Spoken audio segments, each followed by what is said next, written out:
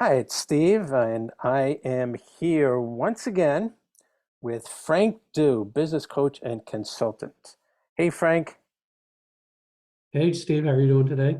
I am fine. Thanks for joining us. Yeah, thanks for having me. Um, you are more than welcome. And in our series on the entrepreneur serving as a caregiver, really contained a lot of valuable lessons, and I'm very excited that we're going to start a new series of discussions which apply to entrepreneurs for sure, business owners, solopreneurs, but also to anybody functioning in a business environment, and for that matter, a personal environment. And it is emotional intelligence. And I'm gratified that this also is an area of knowledge for you, and I appreciate your willingness to share it with us. Yeah, well, thanks for that introduction because emotional intelligence, it's funny, and potentially you've heard lots recently about artificial intelligence and AI being sort of the new era now. But EI being emotional intelligence is super key to performance of how you're communicating sort of within yourself, how happy you are, how in touch you are with your feelings, and but also how that's applied to your awareness of others and communicating with others from that point. And so generally speaking, we're used to hearing about IQ being the sort of the rational mind, the head, and versus sort of emotional intelligence being the heart, and sort of working from that point of view. And so when we kind of go through that scenario, like to think of, a lot of times that you think that if I have a high emotional intelligence, that means that I have a lower IQ, and that's not the case at all. It's when the two of them interconnect that you're really functioning at a higher level completely. And so from the IQ point of view, it's more the rational mind. It's like linear thinking, factual data, applies logic, rational thoughts, and so that's completely separate from the emotional thoughts or the emotional feelings and the emotional mind, where it's situational awareness, instinct, intuition, non-linear thinking. And so when you put the two of those together, it's important to think of how we actually make decisions. And so I don't know if you've come across this, but there's all these things that people talk about, definitely in sales, in regards to 80-20 rules. And so one of the 80-20 rules that I picked up on a long time ago was 80% of people's buying decisions tend to be based on emotion and 20% on fact. And so, if the fact isn't there, you're buying insurance product, for example, and you don't really understand it, and you don't really understand why, you might emotionally be charged with the idea that it's a good thing to look after, but you still need the fact to sort of back up that emotional decision. But it's the emotional part of that is even stronger. And also with the emotional part of a buying decision comes from the entrepreneur, the salesperson. We're all in sales if we realize it or not. And so to having good open discussions about how people feel about certain situations and being versatile and approachable about that, then really opens the door to the emotional decision making that people have, if we recognize it or not. Have you run into that scenario very often yourself? Very frequently, I think that life insurance is 99 and 9/10% an emotional sale. Yeah, yeah, Um, and I, I, I, I understand the sequence that you described. There's a fact or a figure that would be used to support a feeling about what to do. Um, And I find that is very often the case that for somebody, uh, you know, this industry calls it an act of love when somebody buys life insurance because you're Mhm. personally not benefiting unless you take out a cash policy, which is a side benefit. But the primary benefit of taking care of survivors, it's not you. Exactly. So automatically, you're doing it for feelings of caring, feelings of obligation, feelings of love. Um, I was actually a little bit surprised that you find the 80-20 rule to be applicable. I would have thought it would have been 90-10 or 95-5 type of thing. I think we're that driven by emotions. Yeah.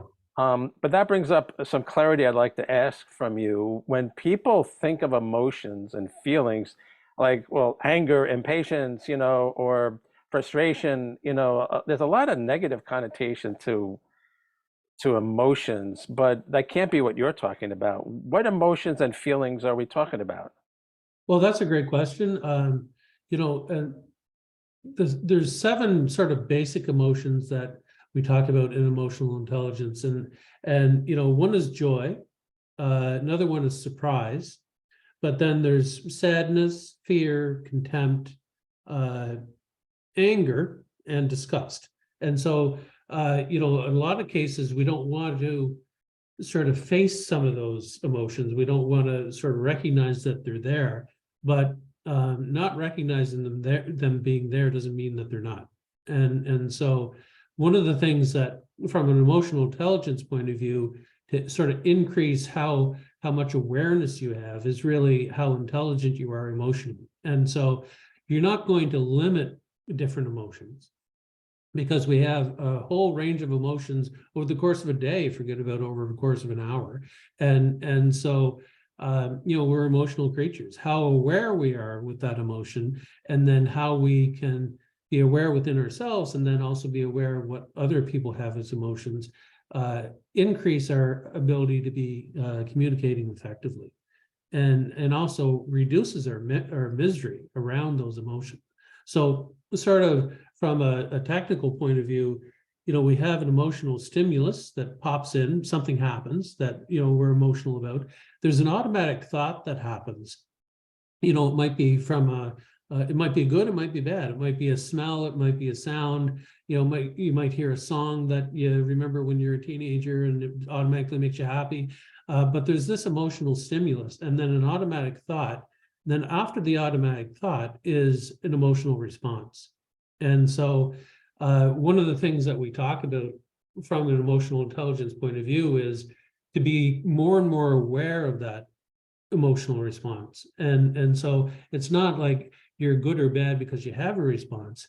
No, it's more that you have one and you're aware of it. Oh, so the person with the high EI is not somebody who's restricted to only the good emotions. It's somebody who's self-aware of all their emotions. Exactly. Exactly. Does that also imply in control of all their emotions, or is the intelligence simply measured by the awareness? So the control, it's kind of a funny word because it could also be suppressing, but the it's more about the awareness for emotional intelligence and then what you do with that awareness. And so there's plenty of things to do that when you have, let's say, bad emotions that cause anxiety or fear, depression, anger, how do you channel those emotions once you become aware of them so that you don't cause more damage to yourself or to the people around you? And because you can't hold on to an emotion, it'll come and it'll go. But the actions that you take from that emotion can have lasting effects. So especially on others. I get that. Now, and that's actually what I meant by control in the sense that you channel it appropriately, you express it appropriately Exactly. per the situation. Okay. Um, that is so interesting. So it leads to the obvious questions. how do people become more emotionally intelligent? Like, what are the methodologies? You want to get into that? You want to give us a particular now, and then we'll get into it another segment, or how deep do you Sure, want to yeah. go on that? We'll touch on it a little bit today. But one of the things that we'll look at is, we all have our own judge, I'll call them, and we're wired, genetically wired for to have our neural pathways set up for survival, to protect ourselves. And so when we talk about having an emotional stimulus, be it good or bad, our judge comes in and says, is this good or bad? Because I need to survive. And, a trillion years ago, when that was important, are we going to get eaten by the lion or are we the hunter? That's a survival mode. And without that judge that is helping you sort of discern, should I be afraid or should I be aggressive? Should I avoid? Should I run away? Whatever the scenario is, that same makeup that we have prevents us from walking in front of a bus when it drives by. So we have to, basically recognize that fear, judging, emotions are a real part of our survival. And so, but in today's world, a lot of the wirings that we have get misplaced. And so, when you increase your awareness, so if you think of I'll say the bad emotions, so fear, anxiety, stress, frustration, anger, it's like putting your hand on the stove. When you're a little kid, if you put your hand on the stove, you burn yourself, so take it off. So now you've learned. And so hopefully, and so on the other side, though, with emotions, it's not so obvious. But when you're feeling one of those bad emotions, then that's really like having your hand on the stove. And so becoming aware of it is the first step to take your hand off that stove. And so, does that make sense to you? Yeah, it does. My question was geared more towards best practices for developing it besides just learning from experience. Like you're kind of saying is like, ooh, I let my anger get control of myself. I got into an unnecessary conflict with my spouse or my coworker. Lesson learned. There's probably shortcuts to take so that you don't have to keep causing conflict all the time to learn what not to do.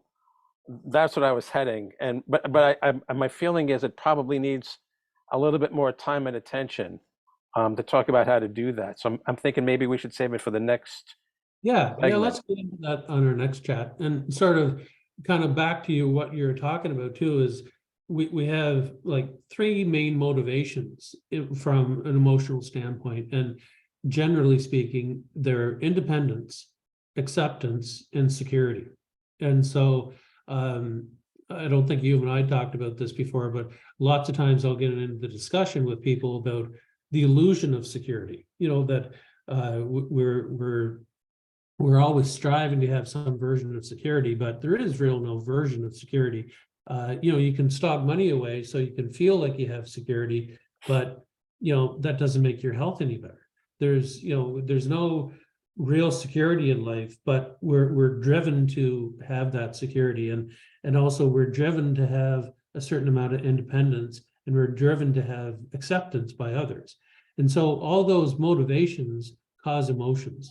And so being more aware of what the motivation is behind the emotion helps you deal with them as you go through that process. And you're really classifying the motivators only into three categories. Yeah. I Okay. mean, there's certainly when you get into the weeds of it, it's a lot more complicated than that. But from a very usable standpoint, it's a great way to look at it. All right. We're definitely going to get into motivators and methods. Okay.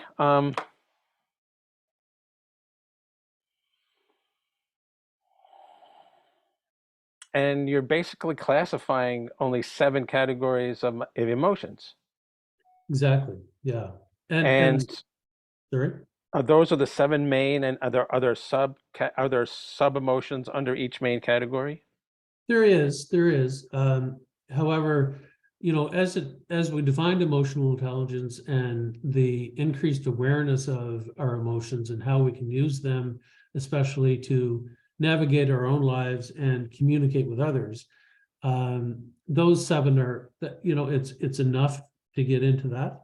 And so then also recognizing that, with the different motivations, we all have different styles of how we handle those motivations. And so, how assertive we are, how much we avoid things. A lot of people also feel that, they just have to work harder and they'll plow through it and they'll get out the other side that way. And so one of the things that I talk about, maybe I'm going to say there's 9 different sort of subcategories of a judge. And so, if the judge is the creature on your shoulder telling you that you're good or you're bad, that is sort of determining, is this situation good or bad? Is this person good or bad? Do you feel good or bad? That judge is the one that also, prevents you from walking in front of the bus. But that judge has these accomplices. And so there's, I'll say 9 different ways that we have a style to judge ourselves and judge others. And so I'll just give you one example. And so for an example, let's just say I want to be accepted. And so because I want to be accepted, I feel like I need to please everybody. And so based on the fact that I need to please everybody, then that shapes my communication, it shapes my actions. And so if I just work towards pleasing everybody and put my own needs aside, then at some point it's likely I'll resent people. And so then that resentment turns into a dysfunction in the relationship, and then usually a breakdown in communication.